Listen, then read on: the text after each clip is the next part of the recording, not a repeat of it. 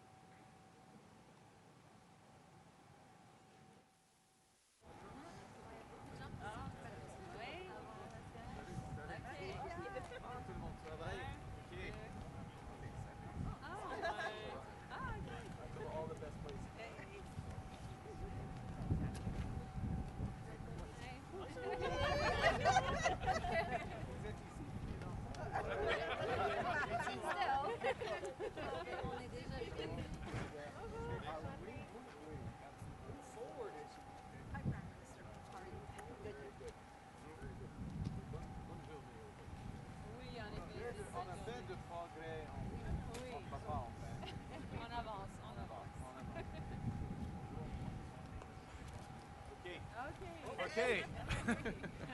Tout le monde est prêt? OK. Alors, bonjour tout le monde. Hello everyone. C'est un grand plaisir pour moi d'être ici au Vieux-Port de Montréal. Et je veux parler du futur dans un lieu chargé de l'histoire.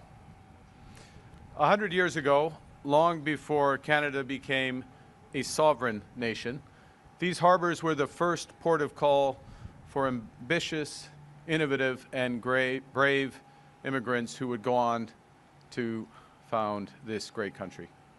In these harbors, 3 nations came together under the banner of trade and mutual prosperity to build. Over the years, ports like Pier 21 in Halifax, in Vancouver, and the Port of Montreal welcomed generations of new immigrants ready to bet on Canada. And from these ports, our young countries set out to face tyranny in Europe and to build the foundations of Canadian prosperity, to drive ingenuity and innovation, and cement our status as a global trading power. Not only did these ports shape our economy, they helped shape our identity. À quelques centaines de mètres d'ici, c'est la voie maritime du Saint-Laurent. Un des grands projets d'infrastructure avec lesquels on a bâti le pays qu'on connaît aujourd'hui. Un projet qui nous a permis de renouveler notre économie et nos relations commerciales. Un projet qui a rendu le Canada fort. Dans mes premiers jours comme Premier ministre, j'ai voyagé en France et au Royaume-Uni pour renforcer nos liens commerciaux avec ses partenaires, des partenaires fiables. Parce que, encore une fois, on doit renouveler nos relations commerciales. Encore une fois, on doit renouveler notre économie. Today, President Trump and I spoke on the phone. We had a very constructive discussion, and we agreed to begin comprehensive negotiations about a new economic and security relationship between our 2 sovereign countries immediately following the federal election. I made it clear that I will be working very hard with my colleagues behind me. I will be working very hard over the next month to earn the right to represent Canada in those discussions.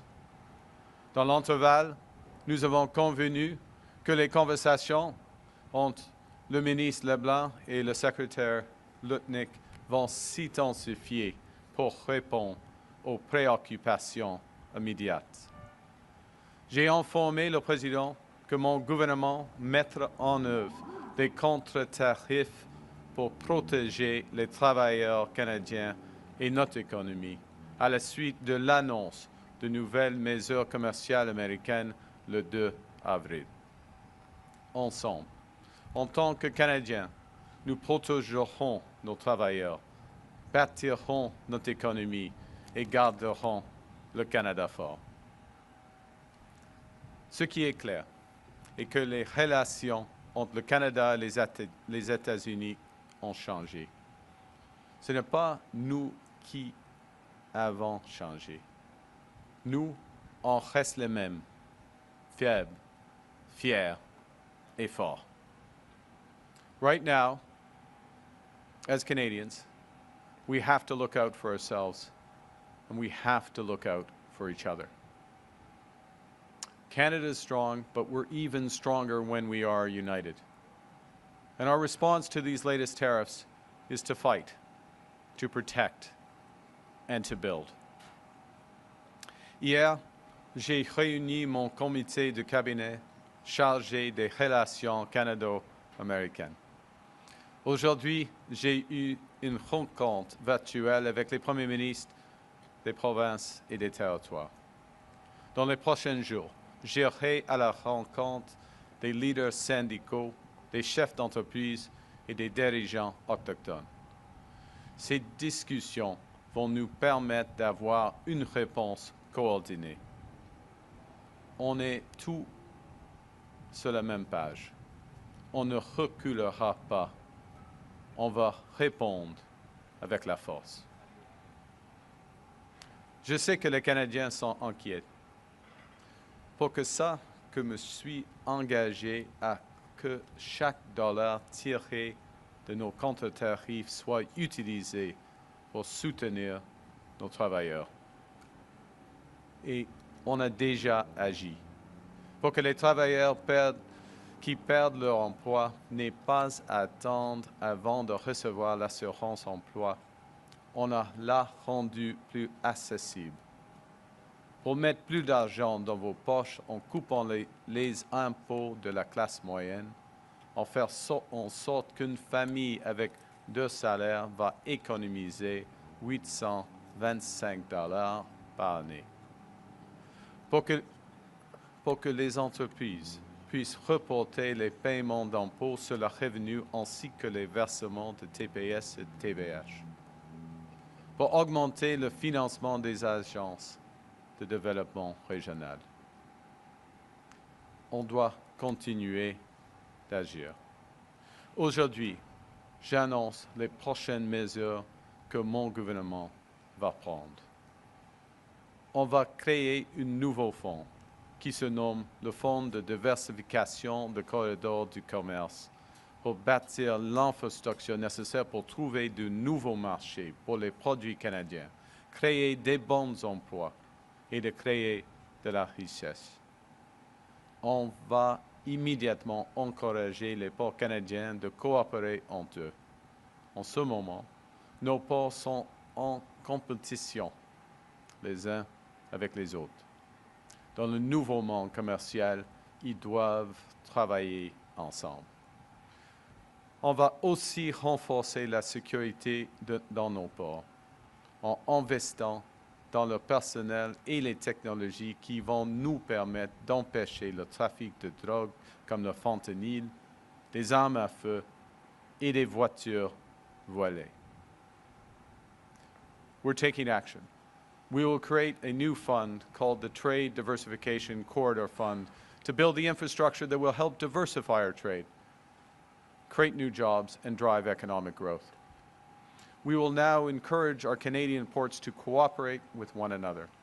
Up until this moment, our ports have been competing with each other. In the new global economy, they need to work together. We'll also strengthen the security of our ports, put more boots on the ground, and use new technologies to stop the traffic of drugs such as fentanyl, as well as illegal guns and stolen cars. Il est évident que les États-Unis ne sont plus un partenaire fiable. Il est probable maintenant qu'en négociant, on peut rétablir un élément de confiance, mais il n'y aura pas de retour en arrière. Over the coming weeks, months, and years, we must fundamentally reimagine our economy. We must ensure that Canada can succeed in a drastically different world. The old relationship we had with the United States, based on deepening integration of our economies and tight security and military cooperation, is over.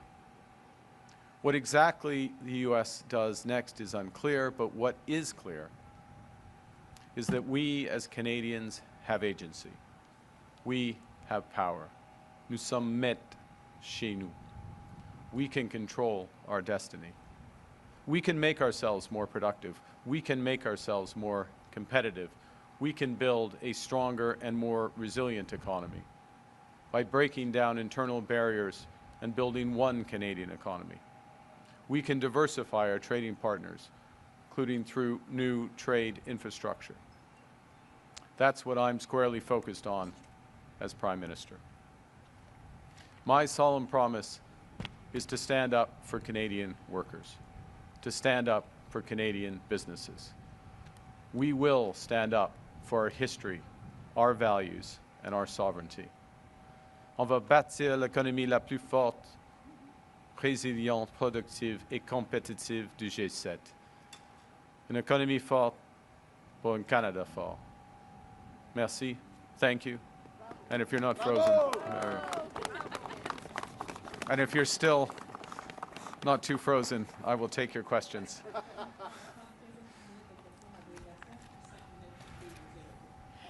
Bonjour, Monsieur Carney. Fanny Bonjour. Olivier de Radio-Canada.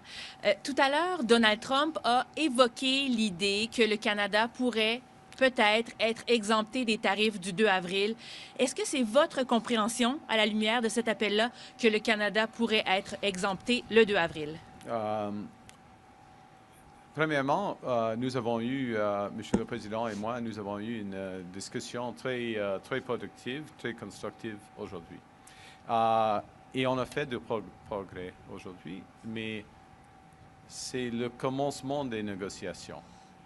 Et on verra on verra ce que les États-Unis va faire le 2 avril. C'était encore le cas. C'est encore le cas qu'il y a des tarifs contre les biens canadiens qui existent maintenant. Did you ask for it in English? I'm sorry. Yes. Okay. I said we had the president and I had a very constructive, very productive discussion this morning. We've made progress. It's the beginning of negotiations. I will add, ce n'était pas dans ma réponse en français, je veux ajouter que nous sommes d'accord que nous aurions des négociations compréhensives après l'élection. We will have comprehensive discussions on the broader economic partnership after the federal election. But this is the start of negotiations. We will see what the United States does on the 2nd of April. It is still the case, of course, that there are tariffs on a number of other Canadian goods. Est-ce que vous vous engagez à exclure la gestion de l'offre par un projet de loi? Donc, vraiment, de façon législative, exclure la gestion de l'offre des futures négociations avec les Américains? Madame, dès que le commencement de ma campagne électorale, afin d'être le chef du Parti libéral, je suis clair. Je suis absolument clair. On n'a jamais des discussions avec les Américains en ce qui concerne la gestion de l'offre. Mais est-ce qu'on a besoin d'un projet de loi pour ça? On a besoin d'un Premier ministre et un gouvernement qui est clair et fort. In English, please. Miss, En cœur. on supply management, I said with respect to supply management, I have been clear. From the very first day of the launch of my leadership campaign for the leadership of the Liberal Party, the launch of my economic platform with Mr. Champagne on Mauricie, that we will never have discussions with respect to supply management. It's off the table. And what one needs to ensure that is to have a government and a Prime Minister with that commitment with a strong mandate. Thank you. Bonjour, M. Carney. Bonjour, Madame. Vous venez de répéter qu'il n'y aura pas de retour en arrière sur la relation avec les États-Unis. En même temps, vous dites que vous avez eu une discussion très constructive. Donc, est-ce que quand même il y a eu du mouvement dans votre perception sur est-ce que c'est possible d'avoir un réchauffement ou un retour de la confiance? On a fait de progrès, soyons clairs. On a fait de progrès. Mais le président, il veut transformer l'économie américaine. Et à cause de ça, il va transformer l'économie mondiale, y compris l'économie canadienne. Il a des secteurs stratégiques, selon lui, pour l'économie canadienne, y compris l'acier, l'aluminium et les automobiles, le bois d'œuvre. Il y a d'autres. Okay. Nous pouvons faire de progrès, de grands progrès, selon moi. On peut faire de grands progrès dans cette situation. Mais ça, c'est différent du monde de 90 et le monde de NAFTA et même l'ANANA, en effet. Il y a des changements. Le point clé, et ce n'est pas un processus d'avoir l'intégration, une augmentation de l'intégration entre les deux économies. Ça, c'est différent. Alors, le rythme, le momentum a changé. Il faut réagir. Et nous pouvons réagir. Nous pouvons bâtir une économie très forte ici. Nous pouvons créer des liens avec d'autres économies à travers le monde. Et on va le faire. Monsieur Blanchet a dit que c'était prétentieux de votre part de conclure ou de déjà céduler une rencontre après l'élection avec Monsieur Trump parce que c'est pas certain nécessairement que vous allez être la personne élue le 28 avril. Donc, qu'est-ce que vous répondez à Monsieur Blanchet? Oui, premièrement, ce qui est clair est que Monsieur Blanchet ne va pas assister à cette réunion. Ça, c'est la seule chose. Moi, je vais, comme j'ai dit, comme je viens de dire, je vais travailler sans relâche afin de gagner l'appui des Canadiens, des Canadiens et des Québécois et des Québécoises. Il y aura une réunion entre le Premier ministre du Canada et le Président des États-Unis. Ça, c'est le résultat. C'est un des résultats de la conversation aujourd'hui. Je veux être là. Selon moi, ça vaut mieux pour le Québec et le Canada si j'étais là, mais je serais là, mais on verra. C'est la décision des Canadiens et des Canadiens. Hi, Mr. Carney. Kyle Duggan from the Canadian Press. Can you give us a sense of the tone that Donald Trump struck with you on the call? Did he call us the 51st state? Did he call you the governor? Or was he more respectful like he was in the Oval Office today? It was, as I say, it was a very productive, his words very productive, mine very constructive. They mean the same thing. It was a very cordial, substantive call. Look, this was a call between two leaders of their respective governments, between two sovereign nations. It was a call focused on, the spirit of the call was both cordial and focused on making progress. And that's why you had several things. One is an agreement, which is what I wanted, what I think he wanted as well. And I've been clear about this for a number of weeks, to have a comprehensive discussion on our broader economic and security partnership. We agreed to that. As also to have intensive discussions between our ministers, including obviously the Minister of Foreign Affairs, who kindly is here, and who can withstand absolutely anything, including this. Elle travaille sans relâche, tout le temps, oui, absolutely, with her counterpart, Secretary Rubio. So those discussions will go on intensively. So positive, cordial, constructive, focused on action, exactly what we want. And did you and the premiers decide on anything in the meeting today? Well, the purpose of the meeting today, which was a little, just under an hour and a half, was to, largely for me to debrief the premiers on where we stood. Secondly, to hear directly from them on their perspectives on two things. One is on the countermeasures that the Government of Canada, these are decisions of the Government of Canada, countermeasures the Government of Canada could take. So wanted to have their input for that. It's very important. Secondly, to continue the discussion on how we're going to build this economy. And to reinforce those discussions. And in both respects, it was very timely and helpful to have those discussions. Thank you. Next question. Good afternoon, Ashley Burke, CBC News. President Trump's tone changed today when he talked about Canada. It seemed more positive, and same thing with the call. Do you trust that? Is there a strategy there? There's always a strategy in a negotiation.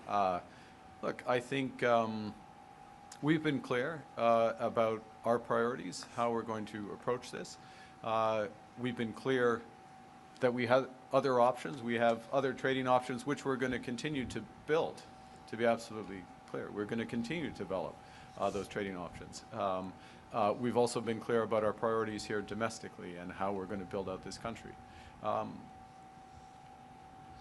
Perhaps there was a different impression before about how strong Canada really is. You've said that you wouldn't sit down with Mr. Trump and talk to him unless he respects Canada's sovereignty. Did you convey that to the president today? And if so, what did he say? The President respected Canada's sovereignty today, both in his private and public comments. Monsieur le Président a respecté la souveraineté de notre pays dans la conversation privée et dans ses commentaires publics. Et on va... Well, ça suffit, monsieur. I mean, yeah. Je suis tenté d'ajouter des mots, mais non. Okay. Brian Platt with Bloomberg News. One of the biggest trade irritants between Canada and the U.S. before President Trump came into office was the digital services tax, which the Biden administration and presumably the Trump administration sees as an attack on American tech companies. Is this are you committed to keeping the digital services tax, or is this something you're willing to negotiate with as you talk to President Trump? Look, when we say that there's a comprehensive discussion, there's certain things that are off the table. We've been clear. Nous sommes au Québec. Je veux souligner, pas la gestion de l'offre et pas les enjeux qui concernent la langue française et la culture. OK? Pas jamais sur la table. Other issues, look, we can have discussions, but we will only agree to things that are in Canada's interest. You spent many years as a central banker assessing how policies affect the economy, along with other data and so on. Yeah. When you look at President Trump's policies, if they're all implemented, do you believe they will cause a recession in the U.S., and how would that impact Canada? Well, the second part of your question is easy, which is a recession in the United States always negatively impacts Canada. It's, we have had examples when the U.S. has had a recession and we haven't had a recession. I'm trying to remember who was governor of the Bank of Canada at the time that happened. Well, it was me.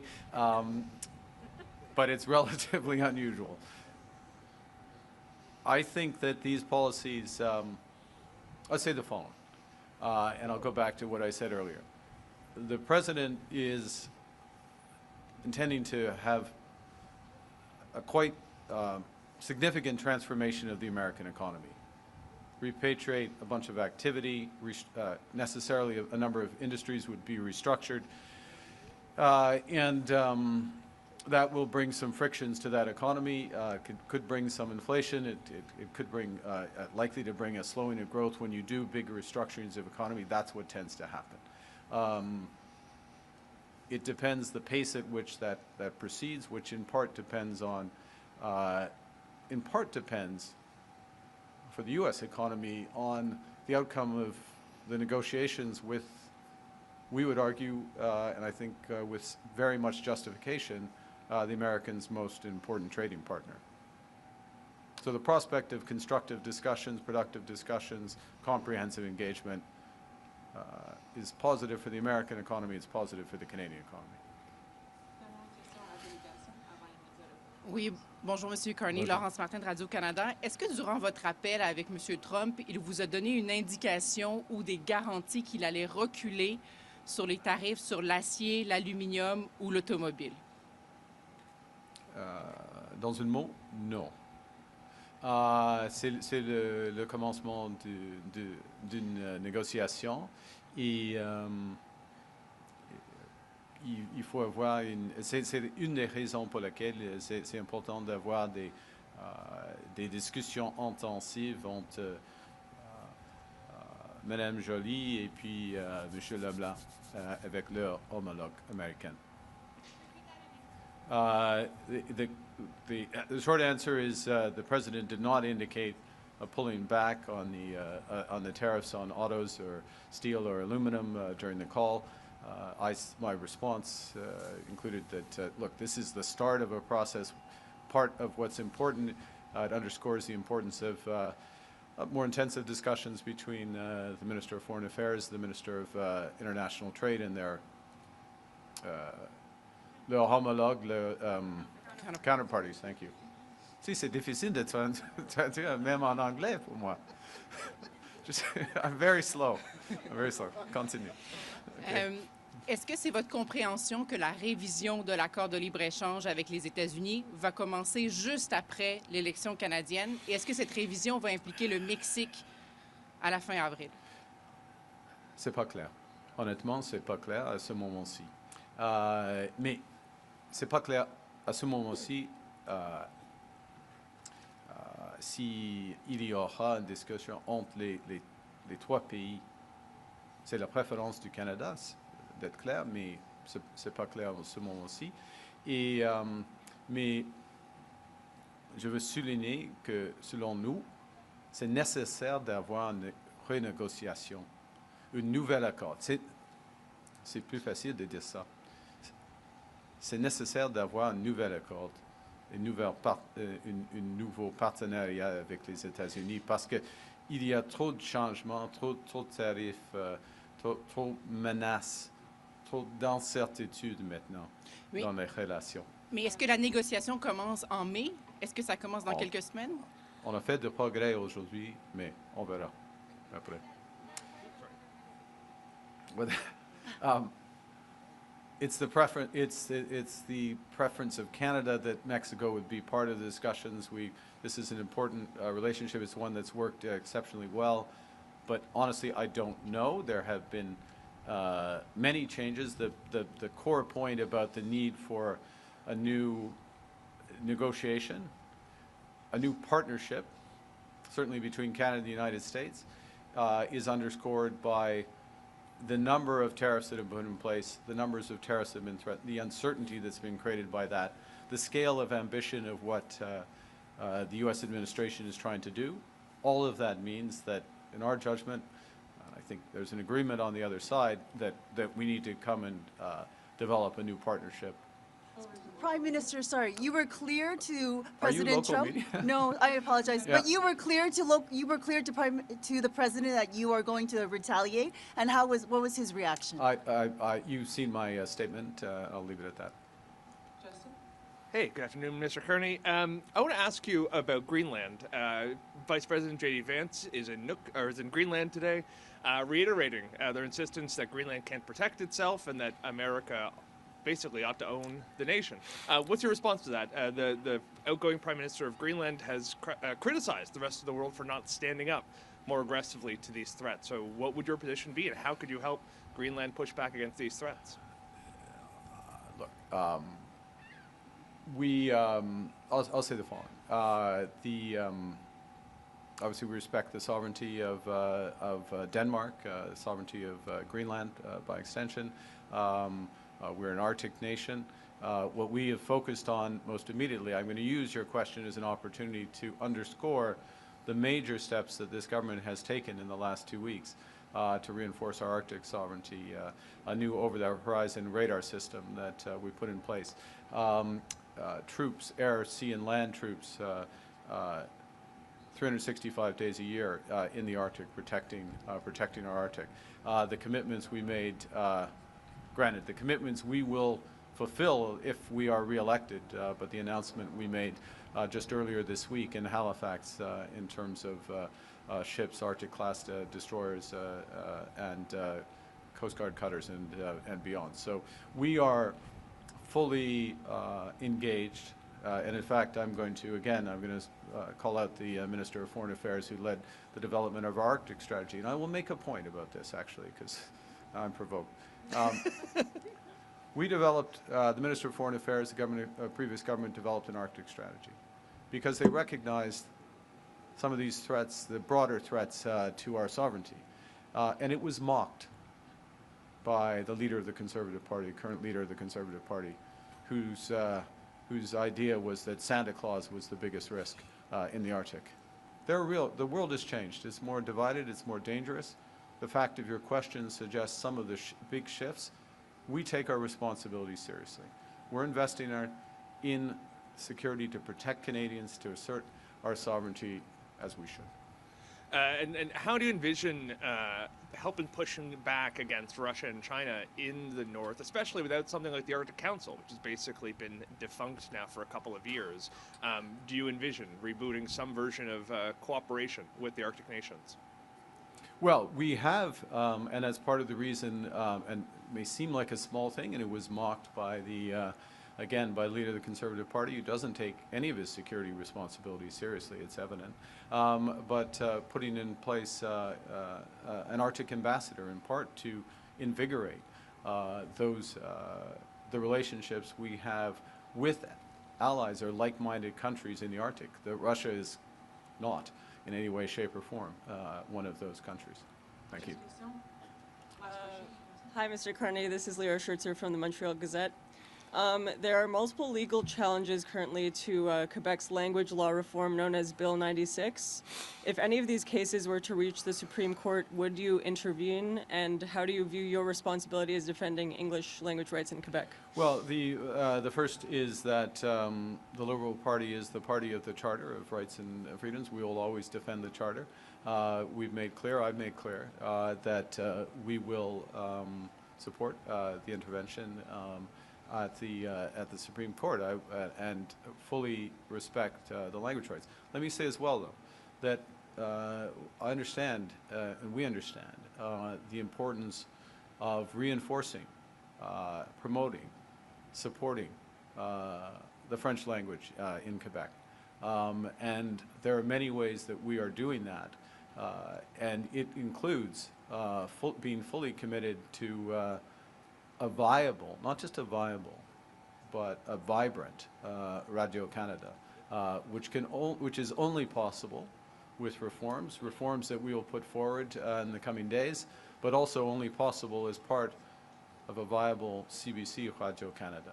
And the fantasy of Pierre Poilievre that he can literally divide the baby. He is not Solomon. Radio-Canada will not survive under his plan.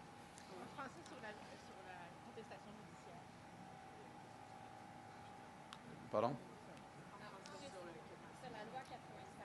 Sur la loi 96, le Parti libéral, nous sommes le parti de la charte. Et, nous allons intervenir à la Cour suprême dans les cas qui vont venir. Mais en même temps, je reconnais la nécessité de promouvoir, de renforcer et de soutenir la langue française au Québec. Et c'est une des raisons, il y a plusieurs, mais une des raisons pour lesquelles nous allons renforcer Radio-Canada, CBC Radio-Canada. And similarly, Quebec's ban on religious symbols has been challenged in the Supreme Court, and the federal government stated earlier this month their intention to intervene. Would you, Mr. Carney, maintain this intervention if elected? Yes, this is a short answer. It's a judicial process, you know, and I think as well. I've said this before, but I'll say it again. I'm not a judge. I'm not a lawyer. I'm not a constitutional expert. Our commitment is to ensure the Charter of Rights and Freedoms is respected and lived in this country.